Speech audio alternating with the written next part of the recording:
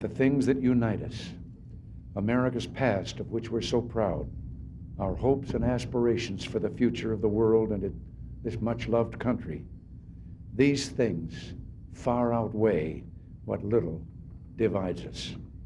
And so tonight, we reaffirm that Jew and Gentile, we are one nation under God, that black and white, we are one nation indivisible, that Republican and Democrat, we are all Americans. Tonight, with heart and hand, through whatever trial and travail, we pledge ourselves to each other and to the cause of human freedom, the cause that has given light to this land and hope to the world. My fellow Americans, we're known around the world as a confident and a happy people. Tonight, there's much to celebrate and many blessings to be grateful for. So while it's good to talk about serious things, it's just as important and just as American to have some fun. Now, let's have some fun. Let the celebration begin. Hi, I'm Melissa, and welcome to our virtual July 4th celebration. Thank you so much for joining us today. During today's virtual program, we're going to entertain you with music from the 562nd Air Force Band, as well as the LA Sheriff's Department Band. We're going to provide fun and educational trivia on the American flag from our Betsy Ross lookalike, as well as on the Declaration of Independence from our Benjamin Franklin lookalike. And we encourage you to go to our website at reaganlibrary.com/events, go to the 4th of July page and scroll to the bottom and download our arts and crafts. That way, at the end of the program, when we get to our arts and crafts section, you can do it alongside us. Speaking about the 4th of July in 1981, President Reagan remarked, "Let us look to the future with new hope and confidence. We can make America great again by putting the destiny of our nation back into the hands of Americans. And why shouldn't we? Because after all, we're Americans." As our country and our nations get back to a more normal lifestyle after the coronavirus pandemic, I think President Reagan's words are now more fitting more than ever. On this 4th of July, let's look to the future with new hope and confidence. Let's celebrate America and all she has to offer. So let's get to today's program. It's now my honor to introduce the Moreel Battalion, who's going to post the colors and lead us in the Pledge of Allegiance.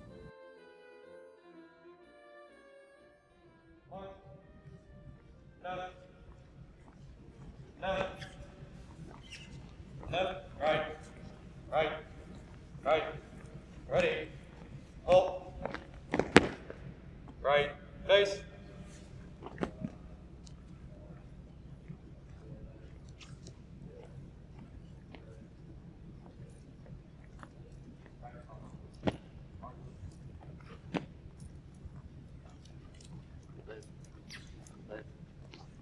ready, hold, right, face, present colors. I pledge allegiance. I pledge allegiance to the flag of the United States of America and to the republic for which it stands, one nation, under God, indivisible, with liberty and justice for all. Carry colors. Ready, cut. Right, face. Forward, march.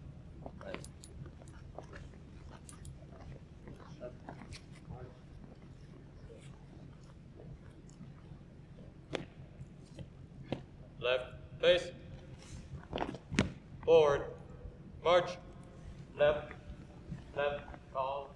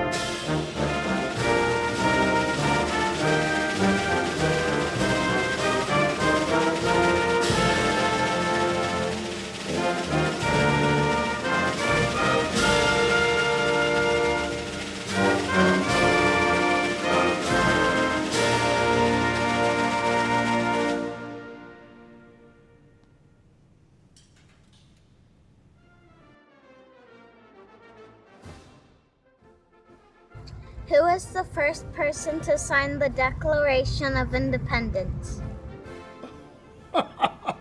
Yes, John Hancock. Now, there was a saucy fellow. Stories have it that he had actually wrote his name 4 times the size so that King George could read it without his spectacles.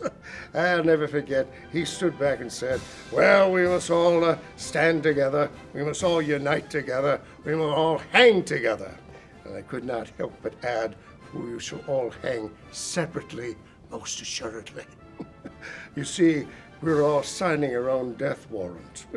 Not a pleasant time, that. A lot of people don't realize that the Declaration of Independence was a printed document. Aye, yes, 'tis true. That lovely handwritten one was not done on July 4th, I can assure you. It was done later on August 2nd. You see, we founding fathers had to get that Declaration of Independence out to the 13 colonies, and John Dunlop, who was a great printer, actually printed out copies, over 200 broadsides, they call them, actually utilized by ox cart, wagon, by horse, any which way to get the document out to the general public of the 13 colonies, soon to be the 13 states. Yes, later on, that beautiful handwritten one was done by Timothy Matlock, who was an assistant to the Congress. He had such a fine and pretty hand that he did it an engrossed copy, meaning a large copy, that is. And that's the beautiful one we all admire today. Did that answer your question? Well, I hope so. What was Benjamin Franklin's childhood like? We had 17 children in our family. Aye, 17. My father was very, very proud. My mother was very, very exhausted. 17 children, that's a lot of children to take care of, would you not agree? Our biggest problem used to occur in the form of education. You see, in my day, if you could afford university training, be trained as a doctor, as a lawyer, or as a minister. I, being the 10th son of such a brood, it was deemed that I should be trained as a minister, much like a tithing to the church. Well, my father investigated a course of a complete education at the new university called Harvard. He found it would cost up to $400. I trust it's not that expensive today. Oh, I thought we were living in more civilized times. Well, we could ill afford that. What inventions did Benjamin Franklin make to change the world? I'm most impressed by that question. I feel a bit immodest by talking about it, but let me at least tell you that I would believe some of my bifocal glasses, my invention, where you could see with the lower lens up close and the top lens far away.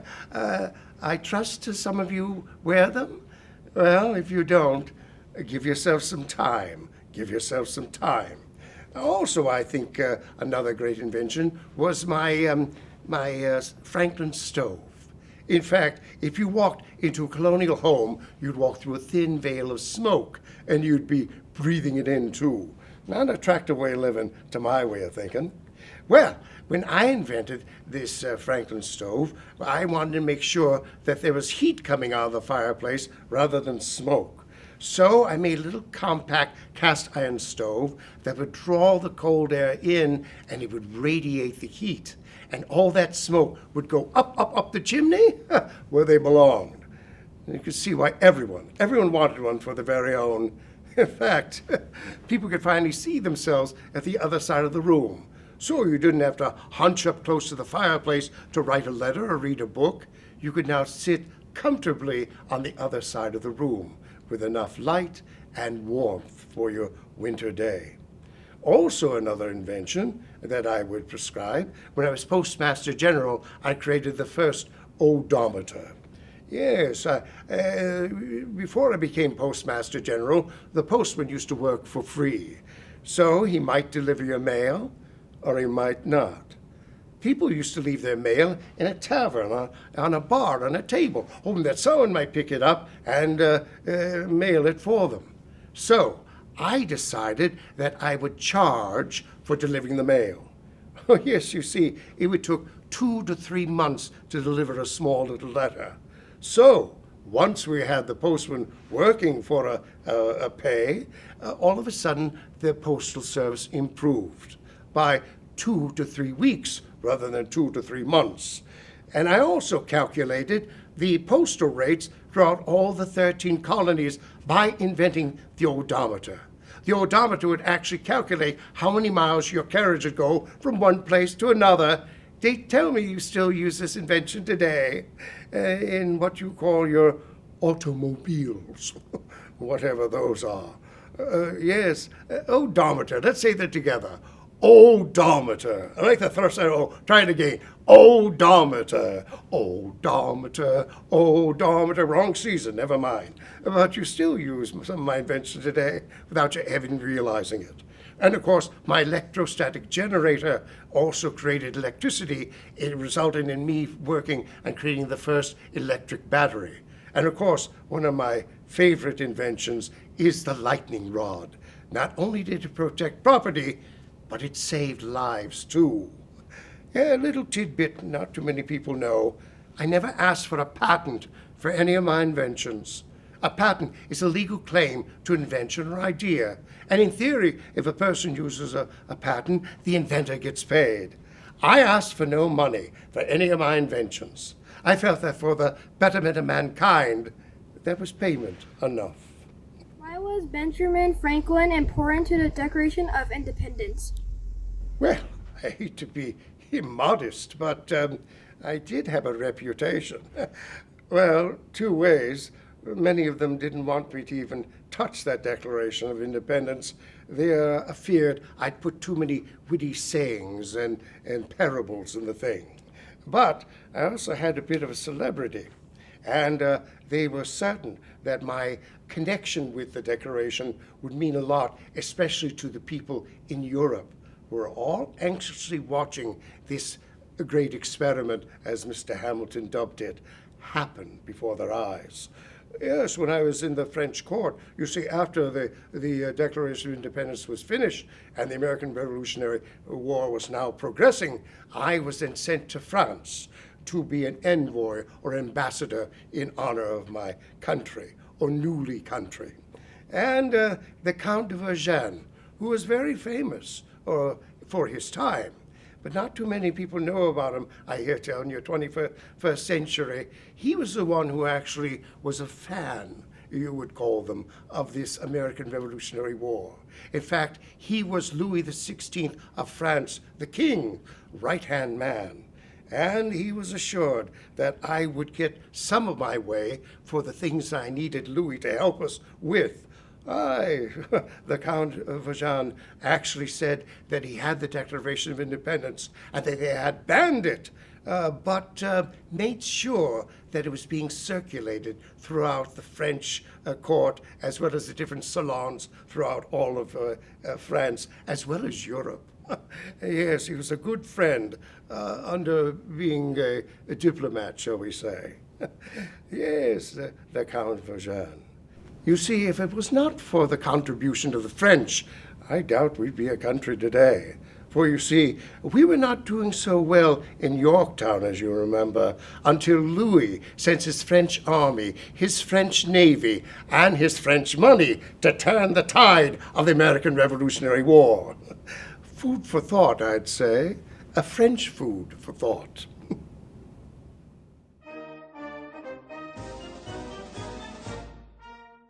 When was Betsy Ross born? I was born on January 1st, 1752, in Collingswood, West Jersey.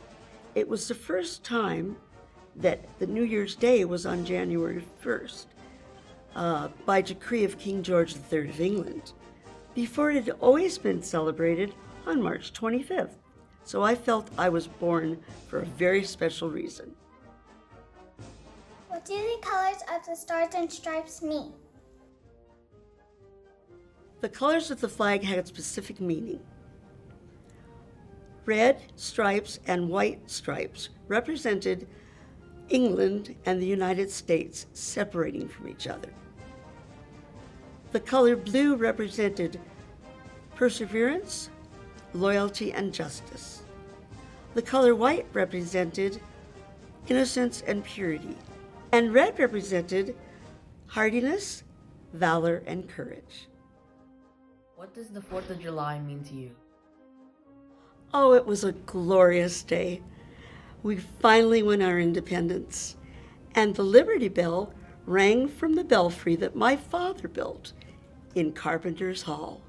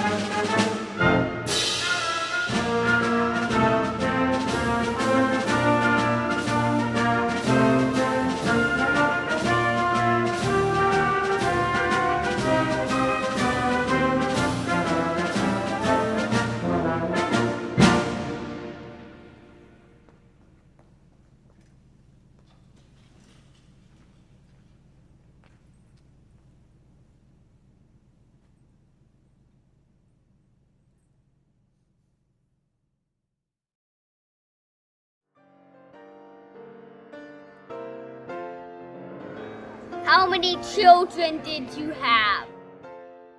I was married 3 times. I had No Children by John Ross, 2 daughters by Joseph Ashburn, and 5 daughters by John Claypool. So I had 7 daughters. In what year did she create the flag? I created the flag in 1776. I was approached by a committee, the Committee of 3, in May, the only time that all 3 of those gentlemen were in Philadelphia. And it took me until December to finish the flag. What shop did John Ross and you own?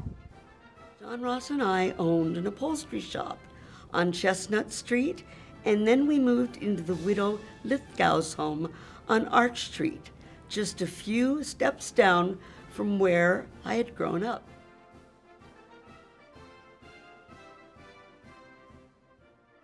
Where is the Declaration of Independence?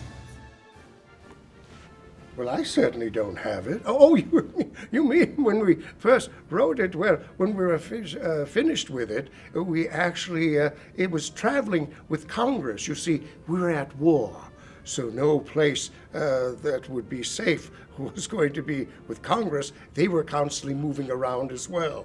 It wound up in several places over the years, I'm told, but finally wound up in your National Archive. Hi, Benjamin Franklin. What is your primary role in the Declaration of Independence? I remember I edited one area. These truths are self-evident, as opposed to what Mr. Jefferson chose as undeniable and, of course, sacred. Well, being self-evident is just like saying water is wet, or when you wash your carriage, that's when it'll rain, as opposed to when you're having a wonderful little appointment to meet your friends and your parents tell you you have a homework assignment to finish. Those are undeniable arguments. You cannot have an argument with that self-evident. Yes, poor Mr. Jefferson, he worked so hard on it, and I had to console him with the Committee of Five editing his work. Did that answer that question? What did Benjamin Franklin want to be when he was growing up? My father, as I mentioned, was a candle maker. He took me out of school at the age of 10. Only had 2 years of formal training. They had me cutting the wicks and melting the wax. It was hot, tedious work. And especially very smelly work. It was made of animal fat. Well, I could not abide it. There would be no candle making for Franklin. But my father was a very wise man. He knew that I enjoyed reading. So what better place for me than to become an apprentice in my brother James' print shop? There I was to be his apprentice until the age of 21. I was to receive no money until the age of 21. You can imagine how jolly that was.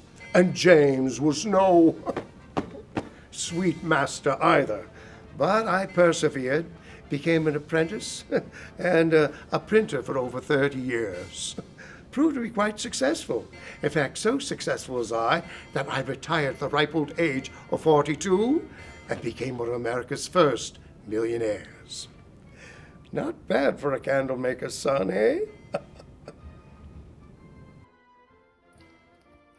Who wrote the Declaration of Independence? The Committee of Five. That was, let's see, Roger Sherman and Robert Livingston and, oh yes, John Adams, as well as Thomas Jefferson and myself, Benjamin Franklin. Well, you see, I was an editor of my Pennsylvania Gazette, and they thought I'd be fairly handy in helping and assisting Mr. Jefferson, who took the whole body to write on his own the Declaration of Independence. We were relying on his great and wonderful mind. When were you born, Benjamin Franklin? I was born in 1706, and I was born near the corner of Washington and Milk Street in a small white frame house in that fair city of Boston.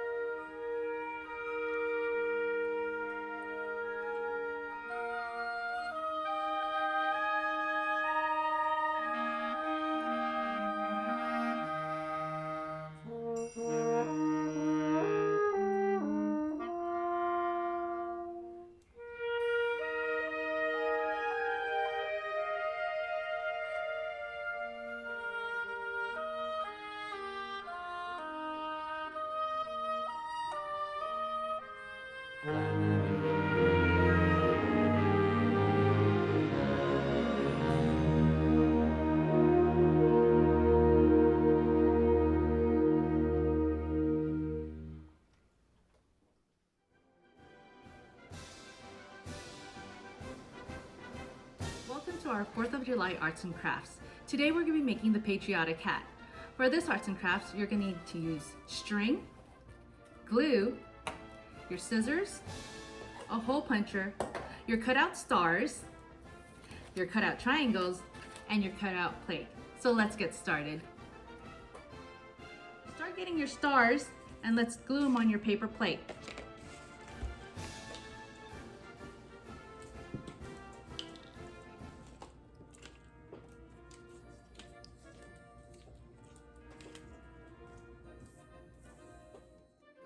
After you've glued all the stars, then you're going to get your triangle cutouts and we're going to glue them on the back of the paper plate. Once that's done, you're going to get your hole puncher and you're going to hole punch each side of the paper plate and feed the string through. So let's see what you made. Happy 4th of July! Thank you so much for joining us today. We know you have so many options on this 4th of July, and we appreciate you spending it with us. We have so much fun putting together these virtual celebrations and community events for you, and we hope you enjoy watching them as much as we enjoy putting them together. Before we conclude today's event, I just want to share an update with what we're doing in just 2 days.